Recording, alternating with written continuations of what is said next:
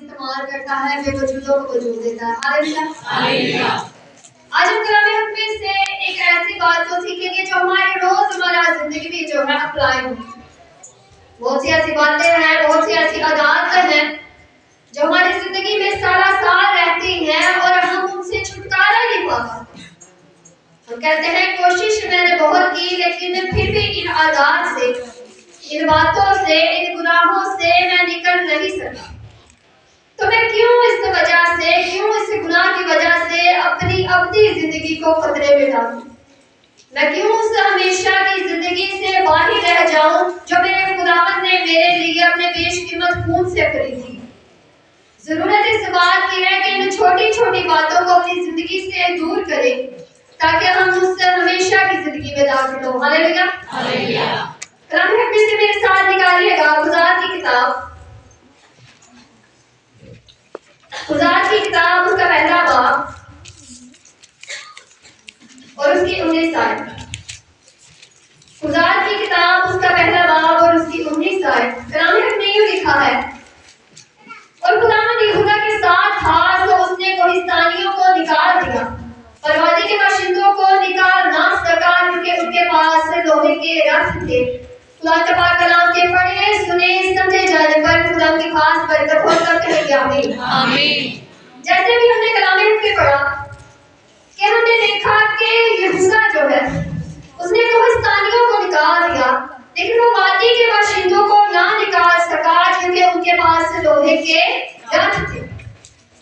آج کا میرا ٹاپک بھی ویسے یہی ہے کہ لوہے کے رتھ۔ کتنے لوگ ہیں جن کو پتا ہے کہ رتھ کس طرح کے ہوتے ہیں؟ ہاتھ دکھائیے گا۔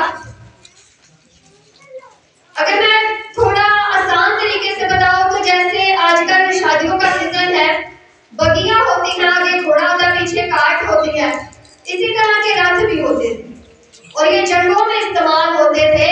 جب جنگ میں لوگ جاتے تو کئی لوگ جو ہوتے تھے، جو سورما ہوتے تھے، وہ ان رتھوں پر بیٹھ کر تو جنگ کرتے تھے۔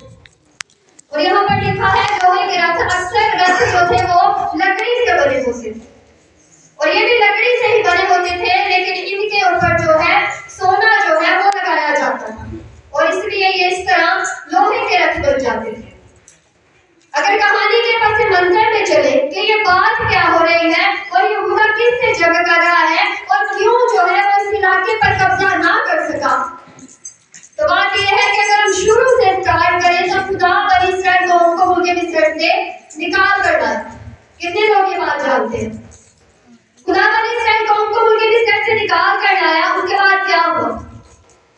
خدا نے 40 سال جو ہے بیابان میں ان کی دیکھ بھال کی۔ خدا نے اپنے بندہ موسیٰ کو ان کا لیڈر بنایا۔ موسیٰ سے نافرمانی ہوئی اس لیے جو ہے وہ ان کو وعدے کے ملک میں لے جا نہ سکا۔ موسیٰ کے بعد ایک اور لیڈر بنا، خدا نے جسے چنا، اس کا نام تھا یشوع۔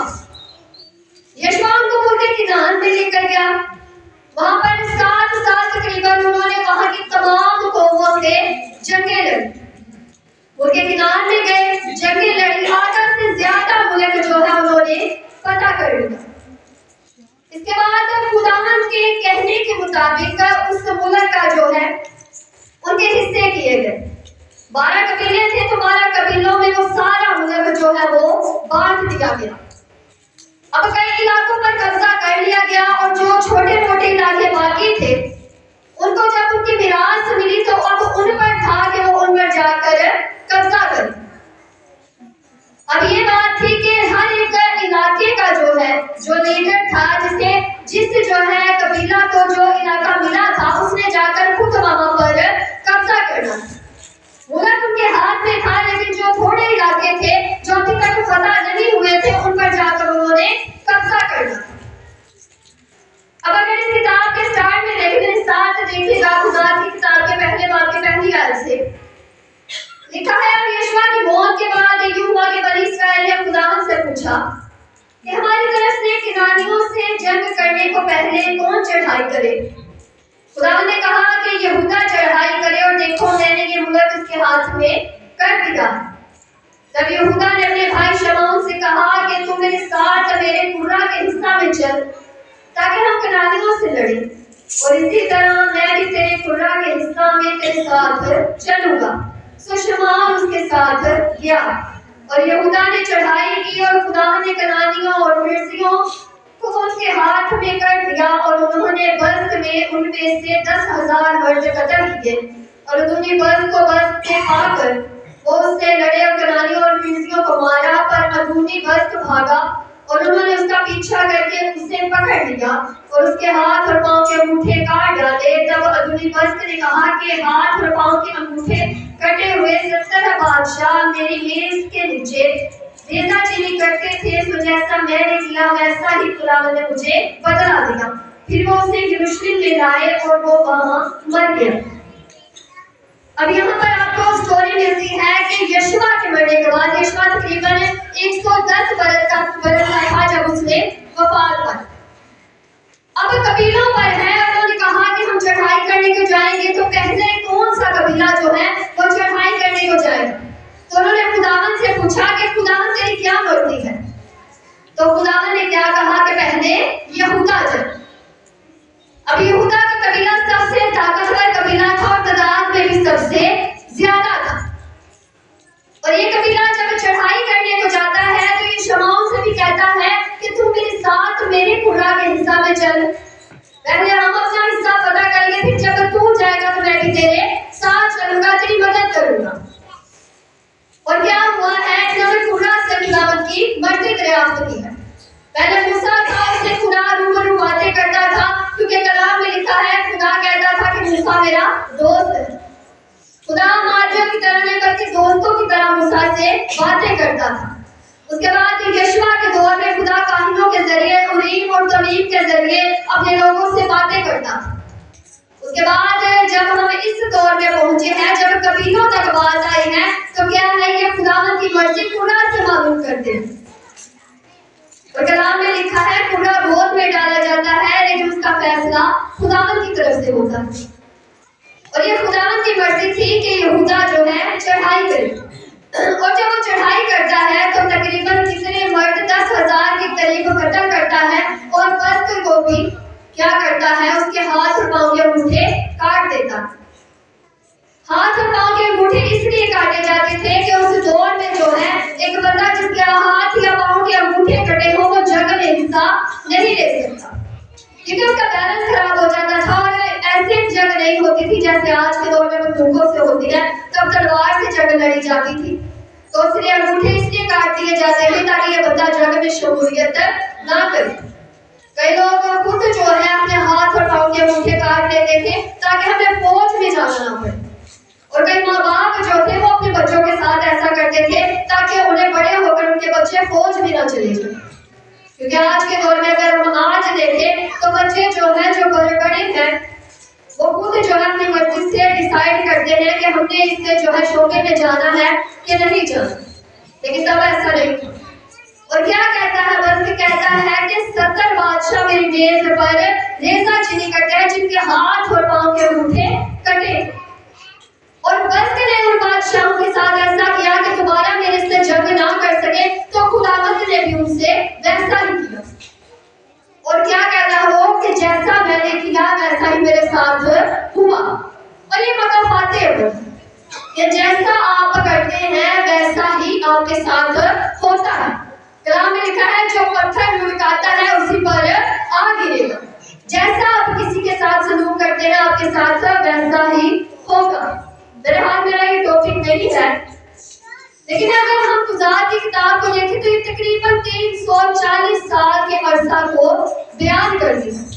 قضات کی کتاب کو انگلش میں ججز بھی کہتے ہیں کیونکہ یہ قاضیوں کے دور کا بیان کرتی ہے۔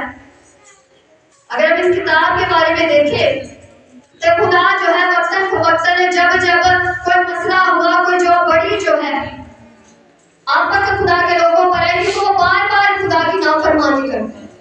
ایک رائٹر کہتا ہے کہ قضات کی کتاب انسان کے گناہ اور نافرمانی کو اور خدا کے رحم کو بیان کرتی ہے، کیونکہ بار بار بنی اسرائیل قوم خدا کی نافرمانی کرتے اور بار بار خدا جو ہے ان کو ڈیلیورنس دیتا، ان کو رہائی بخشتا اور ان کو آزادی دیتا۔ اور یہ کتاب جو ہے اس بات کو بیان کرتی ہے کہ آپ چاہے جتنی بھی مشکل میں ہو، جتنی بھی پریشانی میں ہو، جتنا بھی گناہ کریں، لیکن جب آپ سچے دل سے خداوند کے حضور توبہ کرتے ہیں، گریہزاری کرتے ہیں، اسے پکارتے ہیں، تو آپ کی دعا کو سنتا اور ان کو جواب دیتا اور آپ کو بچاتا ہے۔ ہاللیلویا، ہاللیلویا۔ اب یہاں پر جب ہم نے دیکھا کہ وہ لوہے کے رتھ تھے، کیا یہ لوہے کے رتھ اتنے زیادہ تھے؟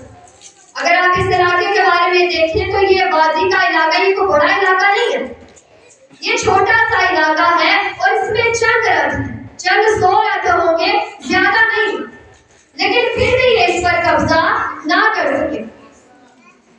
ایک بات یہاں پر لکھی ہوئی ہے، اور خدا یہودا کے ساتھ تھا، سو اس نے کوہستانیوں کو نکال دیا پر وادی کے باشندوں کو نکال نہ سکا۔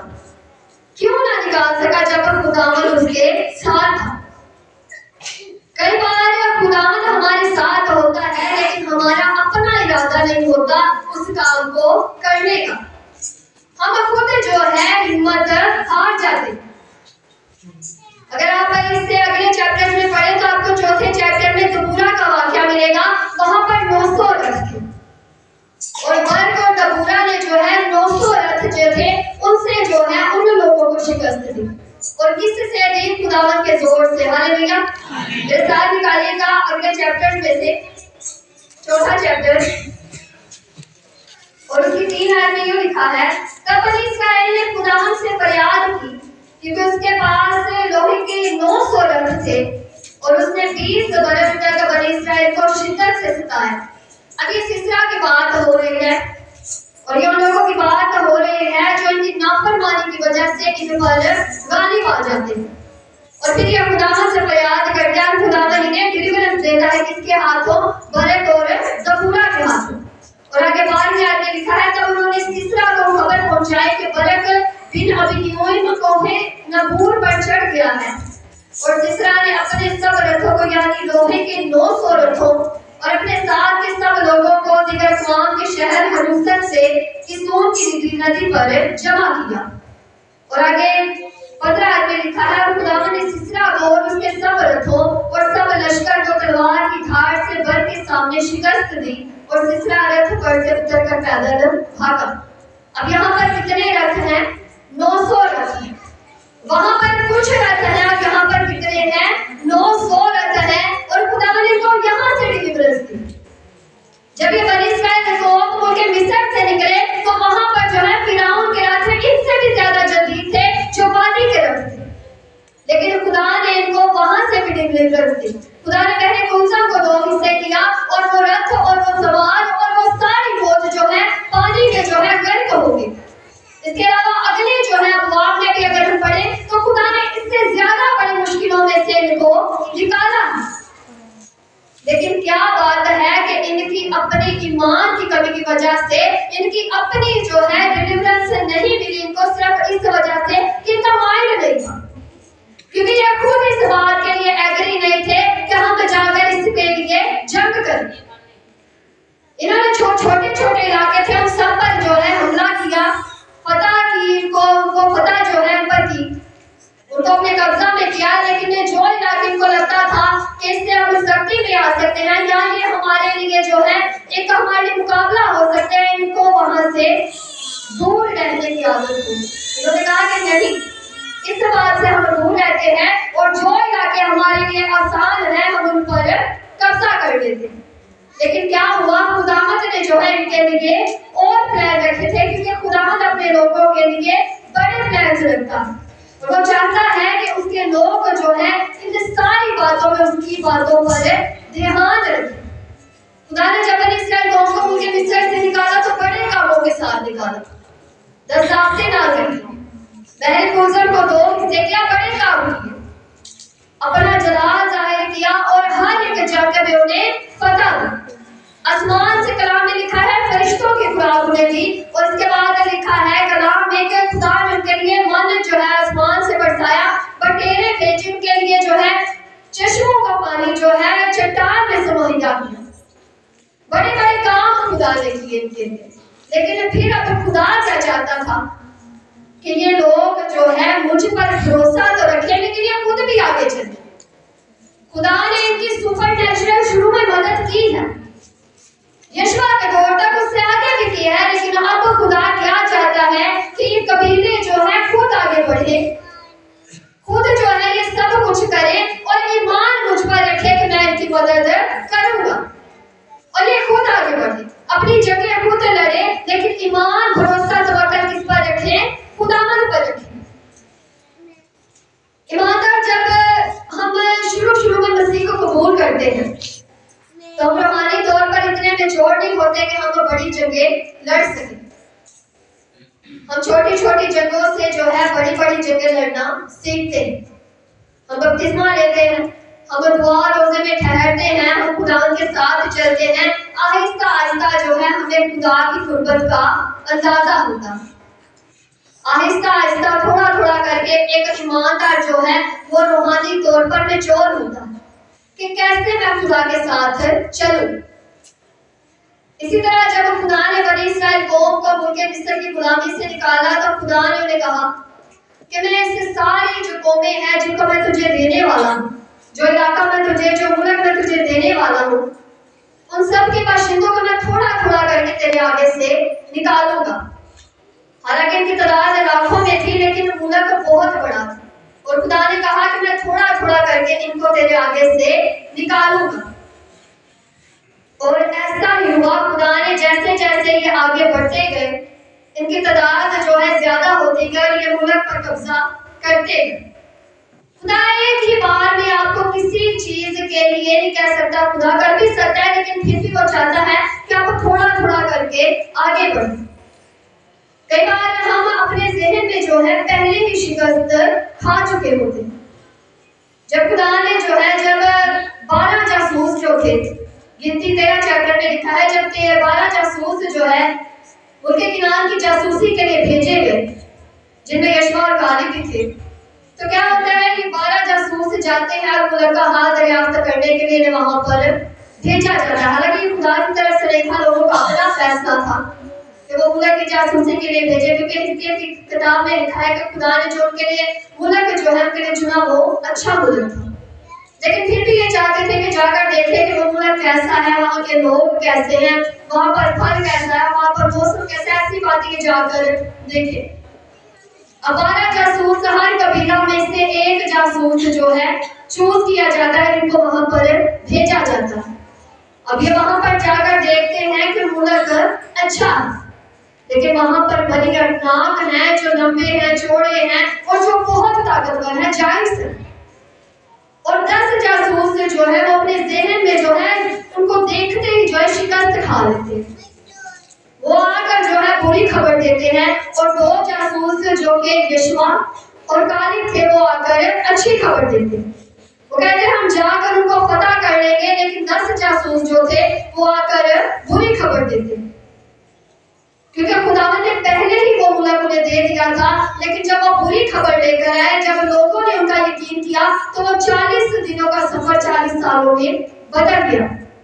حالانکہ بعد میں بھی خداوند نے انہیں فتح دی، لیکن تب تک جو ہے بہت دیر ہو گئی، 40 سال انہیں بیابان میں گزارنے پڑے، کیونکہ ان کا ذہن جو تھا وہ یہ تھا کہ ہم یہ نہیں کر سکتے۔ ایماندار ہوتے ہوئے ہماری زندگی میں بہت سی ایسی عادات ہوتی ہیں، گناہ ہوتے ہیں، بہت سے ایسے گناہ ہوتے ہیں، عادتیں ہوتی ہیں، بدیاں ہوتی ہیں، برائیاں ہوتی ہیں جو ہم ایماندار ہوتے ہوئے چھوڑ ہی نہیں پاتے۔ ہم کہتے ہیں کہ یہ ہم سے نہیں ہوگا، سارا سال یہاں تک کہ مرنے تک وہ عادتیں جو ہیں ہمارے ساتھ چلتی رہتی ہیں۔ ایک ایماندار ہے، بزرگ ہے، آتا ہے یہاں پر، خدا ان کے خون اور بدن میں شریک ہوتا ہے، گھر جا کے وہ پھر سے وہی کام کرتا ہے، بھی وہ گھر جا کے سگریٹ پیتا ہو، بھی وہ گھر جا کے جو ہے نسوار کھاتا ہو، شراب پیتا ہو، اگر کوئی بہن ہے تو پھر سے وہ ویسے چگلیاں کرتی ہو، ویسے ہی باتیں کرتی ہو، گھر میں گالیاں نکالتی ہو، اور یہ ان کی زندگی کے لوہے کے رتھ ہیں۔ وہ چاہتے ہیں کہ ہم اس سے رہائی پائیں، وہ کہتے ہیں کہ ہم کوشش کرتے ہیں، لیکن کیا وہ پوری کوشش کرتے ہیں؟ کیا وہ ایسی کوشش کرتے ہیں کہ خداوند ان سب کو ڈیلیورنس دے؟ کلام میں لکھا ہے خدا کے سب وعدے ہاں کے ساتھ ہیں۔ اگر آپ پراپر کوشش کرتے ہیں، اگر آپ پراپر اس کی باتوں کو اپنے دل میں رکھتے ہیں اور کہتے ہیں کہ میں نے یہ کام چھوڑنا،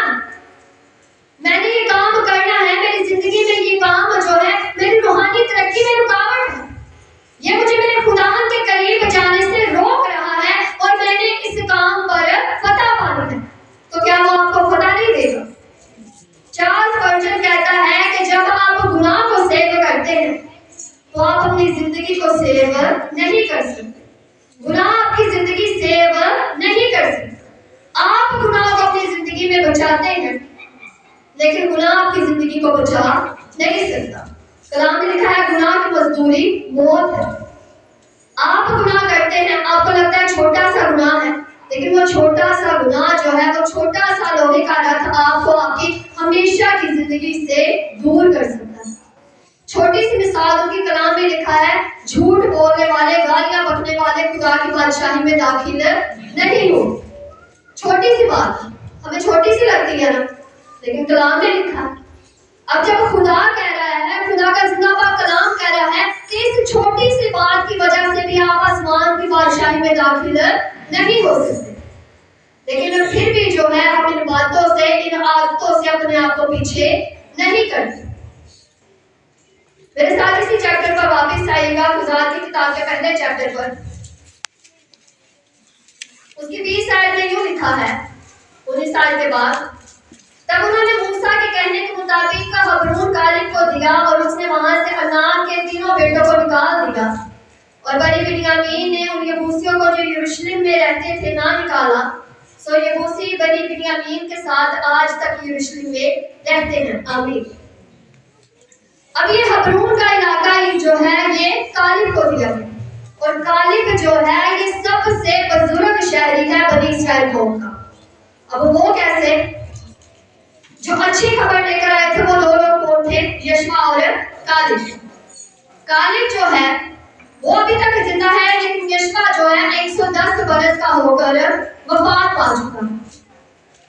और खुदावंद ने उस सारी नस्ल को जिन्होंने खुदा की बातों पर यकीन ना किया, 10 जासूसों की बात सुनी, तो खुदा ने कहा कि ये नस्ल जो है ये आगे नहीं जाएगी, बल्कि नई नस्ल जो है ये मुल्क के किनारे में जाएगी। सिर्फ 2 लोग यशवा और कालिब जो है उस मुल्क में जाएंगे। अभी सारे तकरीबन जवान है, जो नए जो जनरेशन कह रहे, नई नस्ल कह रहे, जो उनके किनारे में गई है, ये सारे जवान है, लेकिन इनमें एक ये जो बुजुर्ग शहरी वो है कालिब। और यहाँ पर लिखा है कि कालिब ने क्या किया है, उसने वहां से अनाक के तीनों बेटों को निकाल दिया।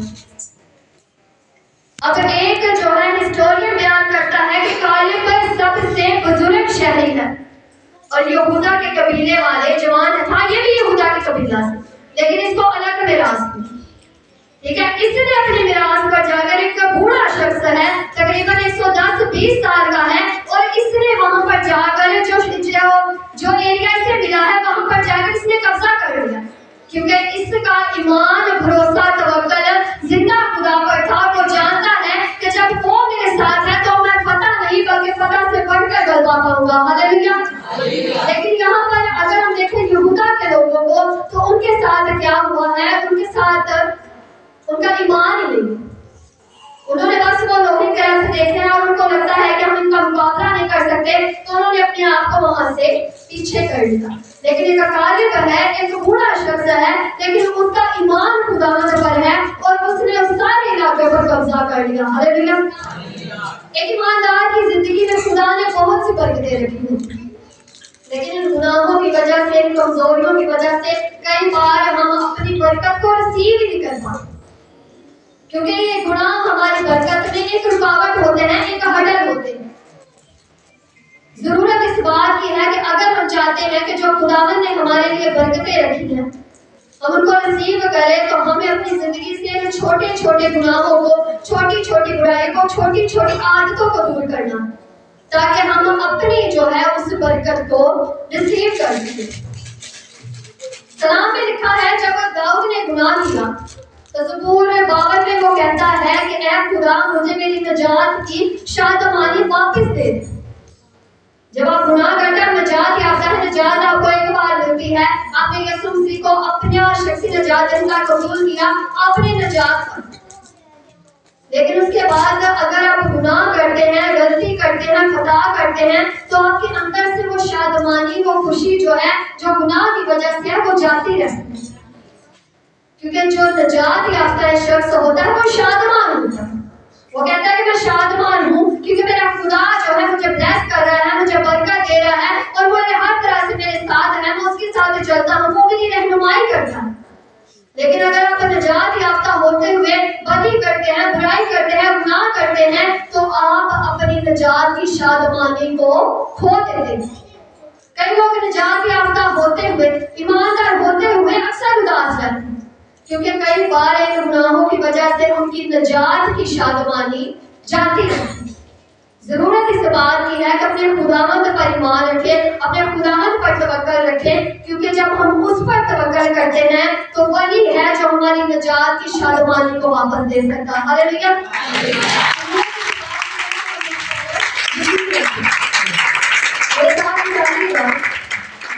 آخری حوالہ ہے پہلا یوحنا اس کا 5 باب اور اس کی 4 ہے، جس کسی کو ملے پڑھنے میں رہنمائی کرے۔ پہلا یوحنا اس کا 5 باب اور اس کی 4 ہے۔ کیونکہ وقت پر خداوند کا فرشتہ اوس پر اتر کر پانی ہلایا کرتا تھا۔ یوحنا کا پہلا خط اس کا 5 باب اور اس کی 4 ہے۔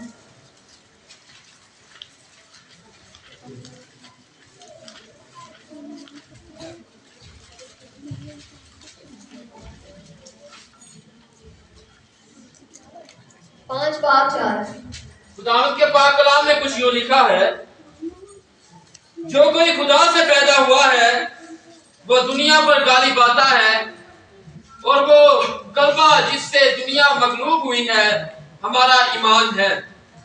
آمین۔ خدا کے پاک کلام کے پڑھے سنے سمجھے جانے پر خداوند کی خاص برکت۔ میرے عزیزوں، کلام حق میں ابھی ہم نے پڑھا کہ جو خدا سے پیدا ہوتا ہے وہ اس دنیا کی باتوں پر غالب آتا ہے، اور کس وجہ سے؟ اپنے ایمان کی وجہ سے۔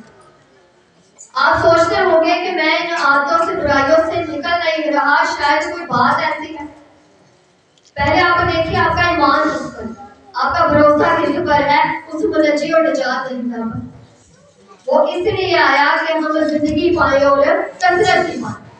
آپ ان کی طرف دیکھیں، جب آپ اپنی آنکھیں ان کی طرف لگاتے ہیں نا، تو یہ ساری جو آپ کی جو پریشانیاں ہیں، یہ جو گناہ ہیں، یہ جو ساری ناراضگیاں ہیں، جب آپ اس پر توکل کر کے ان سب باتوں کو چھوڑنے کا ارادہ کرتے ہیں نا، تو دنیا کی کوئی طاقت آپ کو انہیں دوبارہ گناہوں میں واپس نہیں لا سکتی۔ ضرورت اس بات کی ہے کہ پہلے اس پر بھروسہ کریں، اس پر توکل کریں کہ خداوند میں تیرے بھروسے جو ہے ان سب باتوں کو، ان سب لوہے کے رتھوں کو اپنی زندگی سے دور کرنے کی کوشش کروں گا، اور جب تو میرے ساتھ ہے تو کوئی بھی مجھے ہرا نہیں سکتا، کیونکہ جب خداوند ہمارے ساتھ ہوتا ہے تو وہ ہمیں فتح پر فتح دیتا ہے، اور دنیا کی کوئی طاقت ہمیں اس فتح کو، اس جو ہے برکت کو رسیو کرنے سے روک نہیں سکتی۔ ہاللیلویا۔ ایک گواہی کے ساتھ کلوز کروں گی، اپنی امی کی گواہی شیئر کروں گی کہ میری امی جو ہے کئی سالوں سے، شاید ہمارے پیدا ہونے سے پہلے بھی نسوار کھاتی، تب قریباً 6-7 سال پہلے کی یہ بات ہے، مجھے پکا یاد نہیں ہے، لیکن یہ یاد ہے نومبر کا مہینہ تھا، تو وہ نسوار کھاتی تھی، اور ہم چرچ جاتے تھے، خدا کے ساتھ چلنے والے تھے۔ خواہش تھی کہ ہمارے گھر میں کوئی بھی ایسا کام نہ ہو۔ امی سے بڑی بار کہا، لیکن وہ بھی چھوڑنا چاہتی تھی۔ یہ نہیں کہ وہ کہتی تھی کہ میں نے اس گناہ کو اپنی زندگی میں رکھنا۔ بپتسمہ یافتہ تھی، ہم بھی بپتسمہ ہم نے بھی لیا، خدا کے خون اور بدن میں بھی شریک ہوتے تھے، لیکن کیا ہے کہ کئی بار ہم چھوڑنے کی بہت کوشش کرتے ہیں، لیکن ہم سے وہ کام چھوٹتا نہیں۔ اب ایک دن امی نے کہا کہ میں نے یہ جو ہے نسوار جو ہے یہ چھوڑ دی۔ ہم نے بھی کہا چلو ٹھیک ہے۔ اب بات یہ ہوئی کہ تھوڑی دیر بعد جو ہے امی نے پھر جو ہے اس کام کی طرف اپنا قدم بڑھایا۔ اب ہم دونوں بہنیں تھیں، ہم نے جو ہے کہا ہم نے یہ کام ہونے نہیں دینا، ایک بار چھوڑ دیا اور چھوڑ دیا، اس کی طرف دوبارہ نہیں جانا۔ اب امی کے ہاتھ میں اکثر نسوار ہوتی تھی، تو چھوٹی بہن کیا کرتی، پکڑ کر کبھی پیٹی کے نیچے، کبھی بیڈ کے نیچے، کبھی کہیں پہ پھینک دے، کبھی باہر نالے میں پھینکا دے۔ اتنا کچھ کیا، تقریباً اس میں 2-3 جو ہے دن گزر گئے، شروع میں ایسا ہوا۔ اب امی کی طبیعت پورا مہینہ اس بات کی وجہ سے خراب ہے، بہت زیادہ خراب، آپ سوچ بھی نہیں سکتے کہ ہمیں لگا تھا کہ شاید ہماری امی جو ہے خداوند کے ساتھ، ویسے تو ایسا نہیں کرا، لیکن ہمیں بھی ڈر لگتا تھا کچھ ہو نہ جائے، کیونکہ جب آپ کسی چیز کو چھوڑنے کی کوشش کرتے ہیں، سال جس چیز میں آپ پڑے ہو، تو آپ کا بدن جو ہے وہ بھی ریئیکٹ کرتا ہے، आपको उस चीज की तलब महसूस होती है। चाय वाला जो है, जो चाय पीता है इंसान, वो चाय नहीं जल्दी छोड़ सकता क्योंकि उसकी आदत होती है चाय की। और अगर नशे की बात हो तो वो तो छोड़ना बहुत मुश्किल है, ठीक है। चाहे ये छोटा है चाहे ये बड़ा है, कोई भी नशा छोड़ना आसान नहीं। लेकिन क्या हुआ कि तो ये दिन गुजरते गए और अम्मी ने कभी कभी हाथ में पकड़ी और कहना मैं खाती नहीं, बस मैं नहीं खाती हूँ। अरे कहना चलो ठीक है, हमने देखना करना हमारी अम्मी खाती है कि नहीं खाती। अब 1 महीना तकरीबन ऐसे गुजर गया। अम्मी काफी बीमार थी, हमने दुआ की खुदावंद से, उन सारे दिनों में दुआ। और खुदावंद का शुक्र है कि आज करीबन 7-8 साल गुजर गए हैं, हमारे घर में जो है ये लानत अब खुदावंद ने खत्म कर दिया। हालेलुया।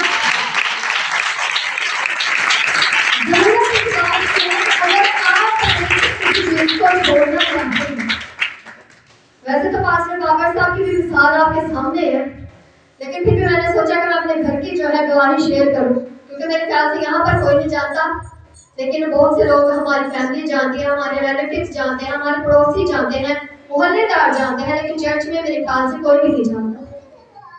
बात यह है कि जब आप दिल से किसी चीज को छोड़ना चाहते हैं, उसके लिए दुआ करते हैं, तो खुदावंद जो है उस काम में आपकी मदद करता है। हालेलुया।